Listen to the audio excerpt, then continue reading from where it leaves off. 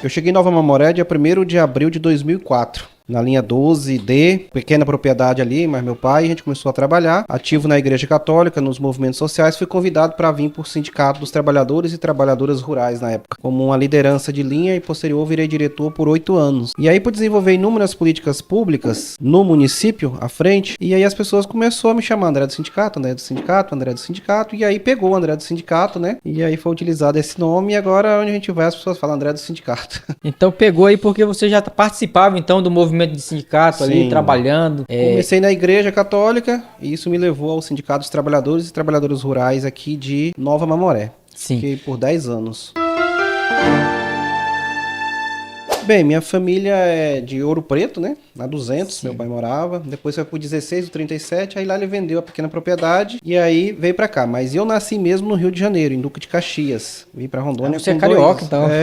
Mas tem muito tempo que eu moro em Rondônia. Sim. Amo Rondônia. E hoje, como eu sempre digo, não sou filho de Nova Mamoré, mas amo esse município imensamente. E aí, 1º de abril de 2004, que não é mentira, né? Eu cheguei em Nova Mamoré. Interessante. Então quer dizer que você veio de uma família de agricultores, então, de pecuaristas? Como é que é? Pois é, meu pai ele sempre trabalhou na área rural, né? Veio do Espírito Santo, depois foi pro Rio de Janeiro, depois veio a Rondônia. Mexeu muito com café, com banana e posterior com gado, né? Sim. Pequena família. E sou eu e outro irmão. Meu pai é Luiz Baia, minha mãe Tereza e meu irmão Fabrício, que meu irmão hoje ele mora em Ji-Paraná e meu pai em Ouro Preto. Então a gente veio dessa família de trabalhar a terra, né? Qual a diferença, Baé, já que você tocou na política e politicagem? A politicagem, ela é muito superficial, ela vende muita mentira sem projeto ou algo pessoal, né? A política, ela muda a vida das pessoas em todos os seus aspectos, em todas as suas classes sociais. É do que quer o emprego do empresário que vai investir, né? A política pública, ela faz girar a economia local, ela dá oportunidades, abre horizontes. Ouve, né? Escuta. Escuta, muda a vida das pessoas, né? Para melhor. A política, ela tem esse papel essencial. O político ele precisa ser um apaixonado e ter um olhar de águia. Quem me disse isso uma vez foi Padre Silva, que eu fui coordenador da Pastoral da Juventude aqui. Padre Silva era meu pároco. E depois eu fui coordenador da Diocese da Pastoral da Juventude. Ele sempre dizia, o gestor ou o político precisa ter um olhar de águia, ou seja, olhar no horizonte e ver oportunidade para os outros. E a política, ela tem essa essência. Ela consegue dar oportunidade ao empresário que vai investir na padaria, ao empresário que vai investir no mercado, ao empresário que vai investir no café, o agricultor que está lá vendendo café. Como é que o político vai abrir as portas para ele poder vender seu café e vir gastar seu dinheiro na cidade? Então ela abre esses horizontes, a política, né? Sim. Ela estrutura algo não pessoal, ela estrutura algo coletivo que vira um alicerce no município e se fortalece, né? Eu acredito muito nisso. Muito bem. Já a politicagem? A politicagem é aquele alvoroço na época, né? Vende mil maravilhas, coisas pessoais e não entrega nada, né? Infelizmente. E eu acredito muito que isso, o nosso município passou por uma revolução positiva do tempo que eu estou aqui. Acho que cada um deixou sua história e ela está evoluindo gradativamente para melhor. Ou seja, as pessoas precisam passar por várias gestões para entender o que ele precisa mais, né? Que todo mundo... Sim. Então eu acredito que hoje Nova Mamoré tem esse potencial de crescer muito e eu acredito que num curto período nós seremos não só mais citado em estatística, mas sim Nova Mamoré será referência, como hoje já é, as pessoas vindo buscar exemplo aqui. E num curto período aí nós vamos ser entre os 2 municípios mais procurados desse estado para investimento, para oportunidade de emprego e é só dar as mãos. Muito bem. A gente implantou várias ações que a gente pode estar colocando aqui. Um exemplo, na agricultura familiar. Quando eu cheguei no sindicato, 2014, 2013, aqui a área de Nova Dimensão, que hoje é um distrito maior do que 12 municípios, naquela época as pessoas estavam praticamente dando suas terras e querendo ir embora porque não tinha acesso a nada. Não tinha até uma visão de futuro também, né? E a gente começou a lutar e a primeira DAP que foi feita naquele distrito foi pelo sindicato e eu tive a felicidade de fazer essas DAPs. Participar, de estar A DAP é um documento de aptidão ao Pronaf na época, hoje é o CAF. E as pessoas começaram a tirar financiamento e mudar suas vidas. Tirava 100 mil, 200 mil e foi investido na propriedade. Mudou a vida das pessoas para melhor. Então esse movimento que eu digo é isso, né? A gente conseguiu abrir esse horizonte. A gente foi o primeiro município naquela época, que eu era diretor do sindicato, de conseguir fazer esses financiamentos sem escritura pública, que até hoje a maioria não tem. A gente fazia contrato de compra e venda. E aí foi um ciclo que esse município passou por uma reformulação. Teve ano, naquela época, acho que entrou mais de 14 14 milhões de financiamento em 2014, 2013. E aí os agricultores começou a fomentar, né? E aí isso gerou o quê? Gerou estabilidade na área rural, que a pessoa começou a ter oportunidade de investir na sua propriedade, ele precisava de mão de obra, ele precisava comprar o arame, ele precisava comprar vaca, ele precisava ir na cidade, investir, começou a abrir as portas, e hoje Nova Dimensão é o que é. Graças a Deus, a luta de todos, né? Então foi esse movimento que abriu as portas, acredito eu, entendeu? Que deu essa oportunidade. Então essa é uma das ações que deu essa possibilidade de crescimento para as pessoas, para o agricultor, ter uma qualidade boa de vida hoje, né? Falando em Nova Mamoré exclusivamente, hoje é uma potência e vai se tornar uma potência maior ainda, porque as pessoas... tudo é um processo, né? A gente vislumbra 20 anos na frente, mas você tem que percorrer o caminho, né? Não tem como você pular daqui para 20 anos, né? Você consegue ver, mas você não consegue pular daqui lá, você tem que seguir este processo. E esse município está passando por essa estruturação muito grande. Precisa do grande, precisa, não é quanto o grande, precisa ter o grande, mas o pequeno, principalmente, o poder público precisa estar presente, porque o pequeno, ele tem um diferencial crucial para manter a economia local do município. O pequeno, geralmente, é ele e a família, e é mais na mão de obra ali que vem gastar na cidade. É o leite, é a chácara, é o café hoje que vem. Então, esse povo, ele vem para a cidade, ele esquenta a economia, e um agricultor feliz, a autoestima, ele é essencial em tudo na vida. A agricultura não é diferente. Então, ele sendo bem assistido e a gente pensando em valorizar ainda mais esse homem do campo, que hoje vem valorizando, esse município aí vai ter um alto índice de produção, porque há muito espaço para crescer aqui ainda, há muito espaço de que nós vamos tornar referência, acredito eu, com esse novo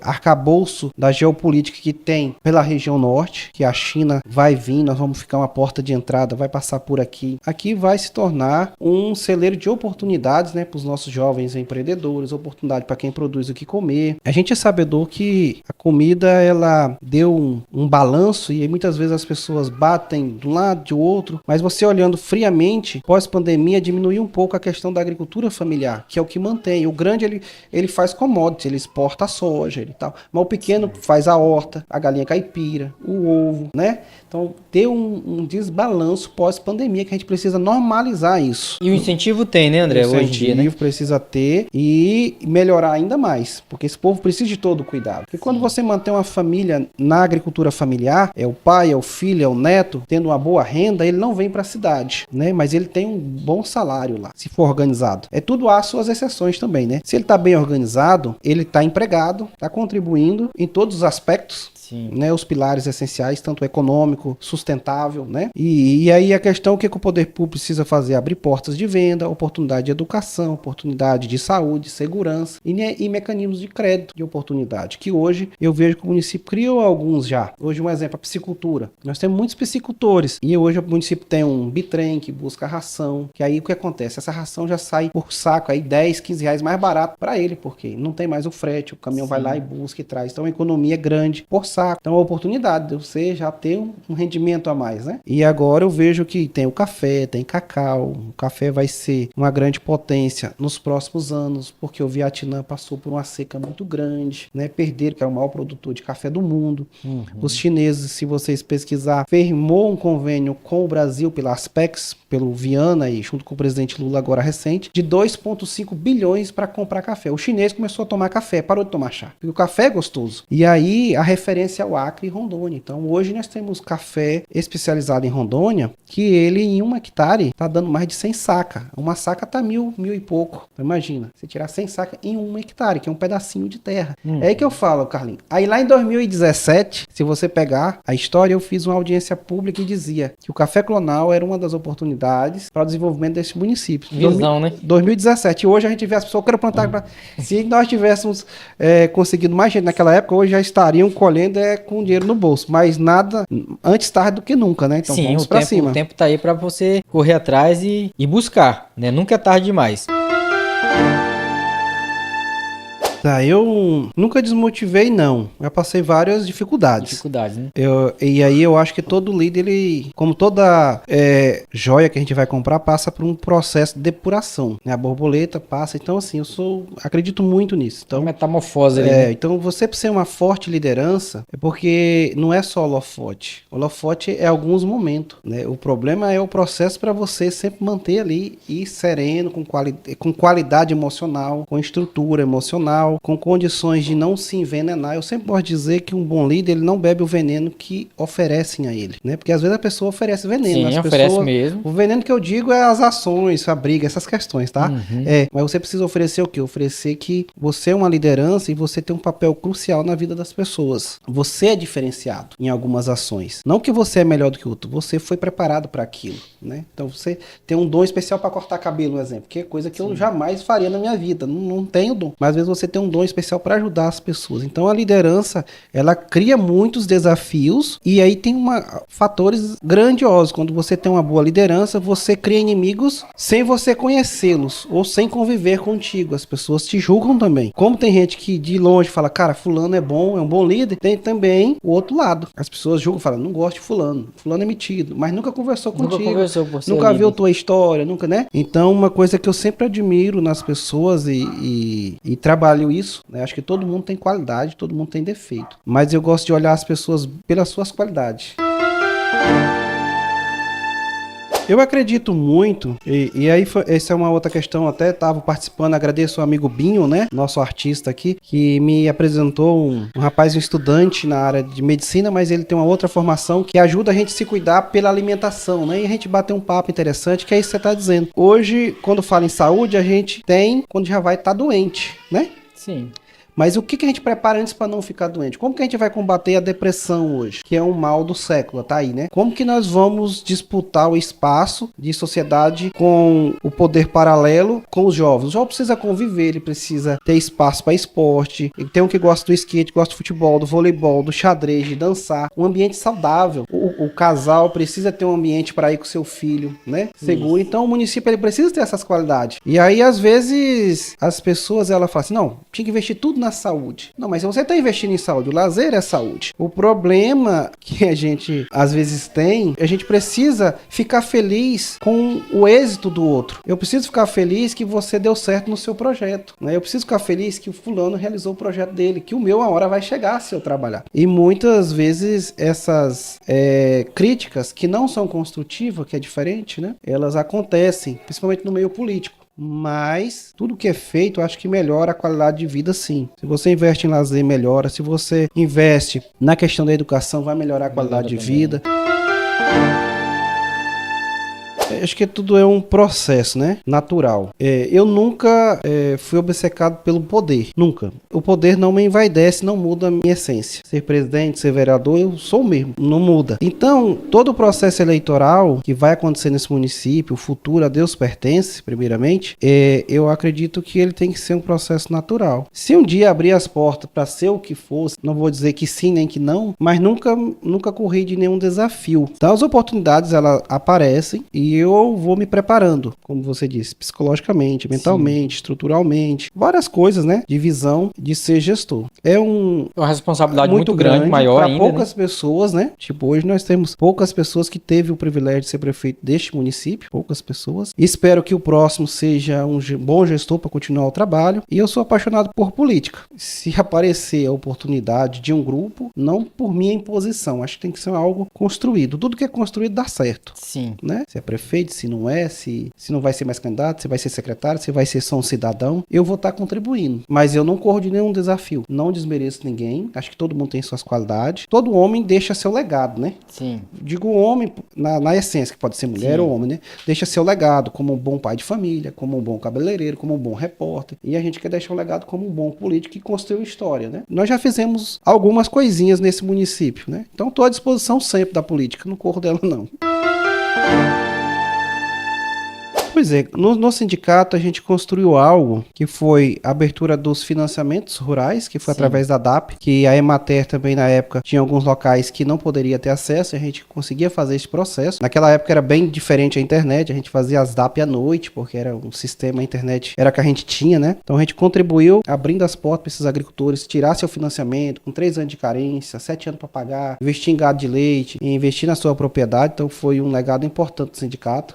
A gente conseguiu conseguiu fazer várias casas, que é importante para as pessoas naquela época. Essas casas na época era R$30.500 e a pessoa devolvia 1.200 em 4 anos parcelado ainda, né? Então assim, mudou a vida de algumas pessoas, acho um fator importante. Além da gente ter formado várias filosofias de trabalho que hoje vem dando certo. Na época do sindicato, né? De liderança, essas questões. E a política, ela concretizou muitos dos fatores que levantou na época do sindicato. Então ela me deu essa oportunidade. É claro que é difícil você ser político, não é fácil, né? Todo mundo olha político e fala assim, aí, né?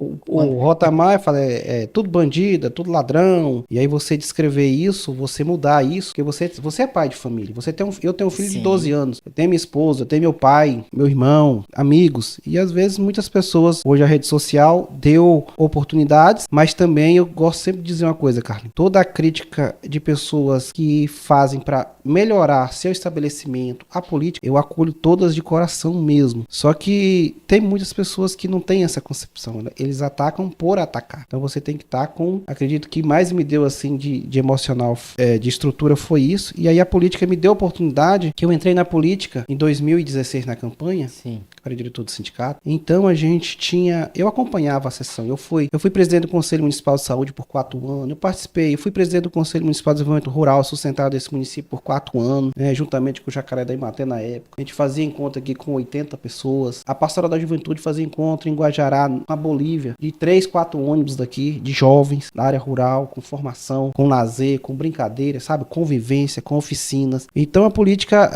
eu entrei por quê? Porque naquela época ficou muito desacreditado. Eu nunca deixei de votar. Então a gente viveu um processo naquela época, você pegar na história, que tava um Deus nos acuda. E eu falei, cara, eu não tenho ninguém pra fazer. Eu cheguei no sindicato, falei, não tem ninguém pra nós fazer uma campanha. Eu vou pôr meu nome à disposição. E aí ponhei. Tu mesmo pensou ou alguém chegou pra ô, André, você tem capacidade aí As pessoas sempre diziam que eu tinha uma boa liderança no sindicato, Sim. né? Falavam, cara, você leva jeito. Por quê? Porque lá no sindicato, Carlinhos, tem outra coisa que eu estava esquecendo. Hoje o agricultor, na época, o agricultor fazia o quê? Ele fazia o financiamento, ele pagava a cédula bancária. Era em cima do financiamento, 2%. O cara tirava 100 mil, 2% pro cartório. Eu descobri uma lei de 1967 que estava errado, que era cédula rural. Quem era rural? Não podia pagar cédula bancária. E aí eu comecei a juntar este processo aqui no Armoré, quando nós tivemos o Grito da Terra, com o encontro de todo o sindicato de Rondônia, numa reunião, numa mesa redonda, com o gerente dos bancos, o superintendente, eu falei, tá errado. Papo vai, papo vem. O Lazinho tava presente, nosso ex-deputado. Aí eu falei, tá errado, e provei. E aí, a partir dali, o agricultor começou a pagar a cédula bancária, 1/4 do salário mínimo. Na Armoré veio com uma economia absurda. Tinha gente que pagava 2.000, começou a pagar 120, Olha 160 reais. Então, isso foi uma política pública importante para nossa região. E aí, não foi só para Nova Armoré. O estado todo hoje é beneficiado e não sabe que foi, né, um pé de chinelo, vamos dizer, entre aspas, né? Aqui de Nova Armoré, um cara ali que conseguiu esse feito junto com a sua equipe, junto com seus companheiros, né? Então, a partir daí,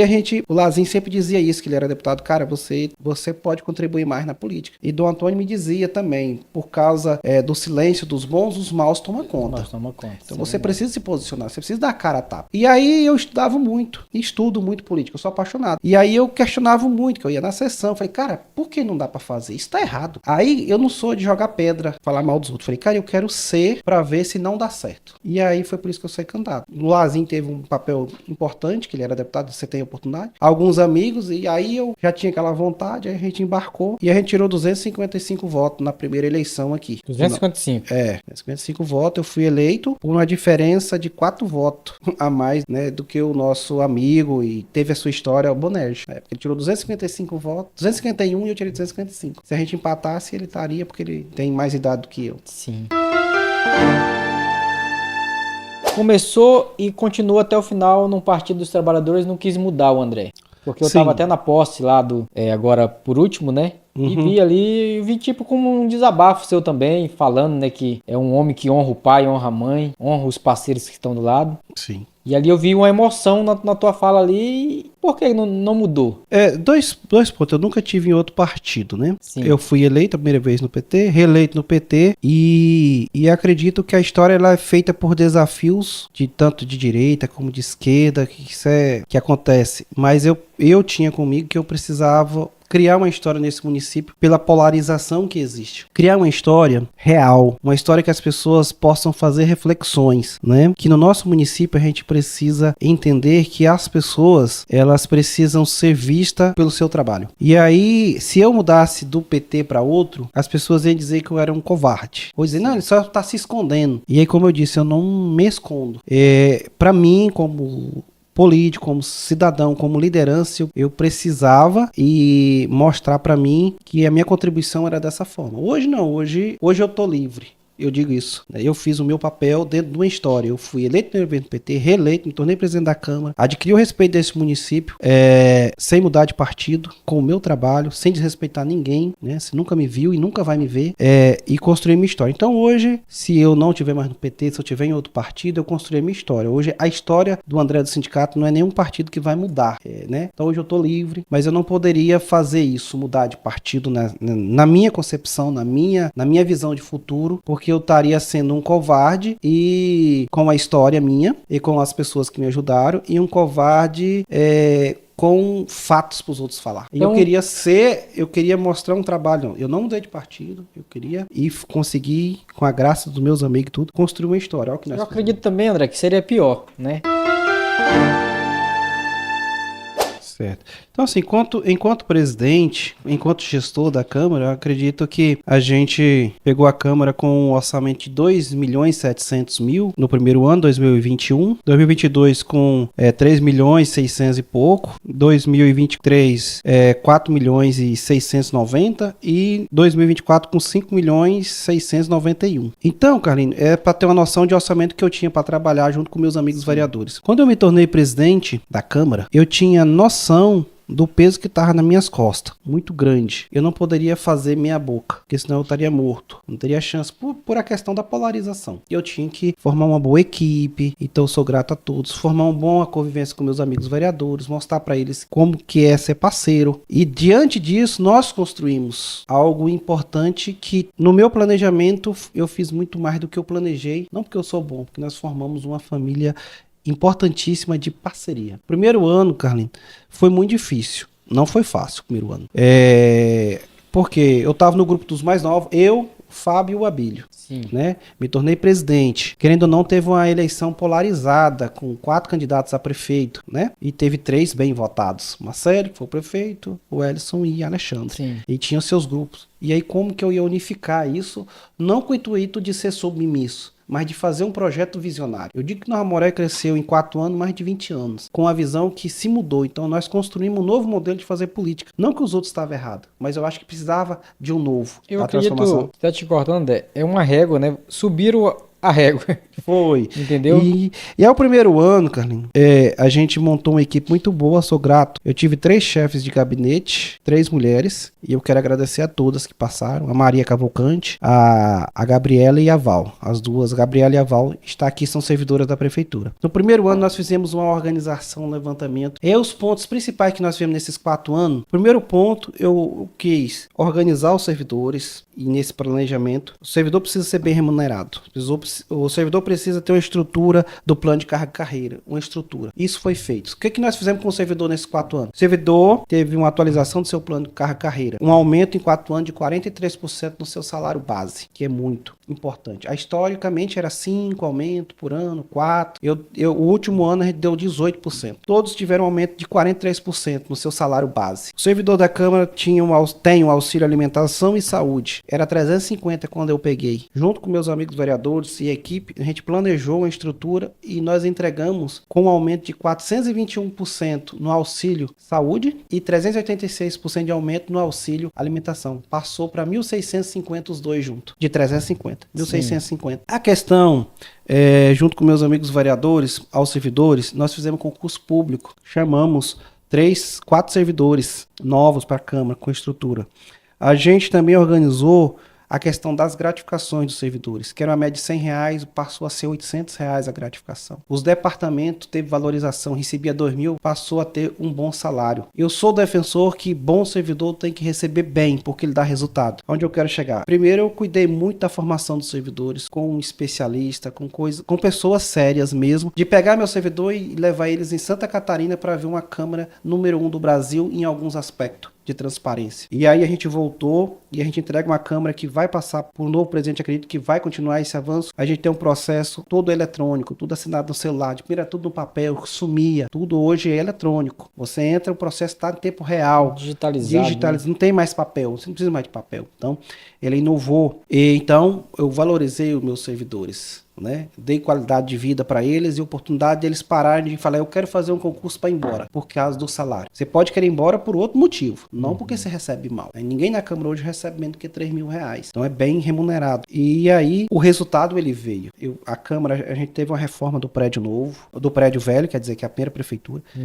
A gente construiu um prédio novo do lado ali, de 300 metros quadrados. E aí eu vou abrir um parênteses. O dia que eu cheguei de Porto Velho, 10 de abril de 2022, de caminhonete. Era um local que todo mundo passava, aquele largadão. Punha a caminhonete, eu comecei a medir. Aí o Severino, que é dono do mercado ali, né, São Pedro, falou assim, que é vigia da Câmara, efetivo. O que você tá fazendo? Eu falei, cara, eu vou construir um prédio aqui esse ano. Vou parar desse montuado, vou dar mais qualidade de vida pro meu servidor e pros vereadores. Isso foi dia 10 de abril. Em julho, a gente licitou. Em setembro eu dei ordem de serviço e todo mundo dizia que ia passar muito tempo ali. Dia 22 de dezembro eu inaugurei. Tá lá a placa. Né? Gastei quase 600 mil. E aí melhorou a estrutura, que não é o suficiente ainda, mas melhorou. E a outra questão que a gente fez, importante, nós fizemos parceria com o Sebrae, Sala do Empreendedor. A prefeitura tem e a Câmara também tem. E nós somos o único no estado que não brigou. A gente se juntou e o que acontece? Quando se juntou, se fortaleceu. A prefeitura hoje é referência no Brasil. A prefeitura hoje tem o selo diamante, que só 180 salas de empreendedor no Brasil tem. E a prefeitura tem e a Câmara tem a prata. Né? Nós instituímos o núcleo de atendimento virtual da Defensoria Pública, que muitas pessoas precisam ser atendidas pela Defensoria Pública e não tem como engajarar. E virtualmente, pelo número, você consegue quase todos os encaminhamentos. Só vai em último caso. A gente fez a primeira Câmara também, referência no estado, até hoje.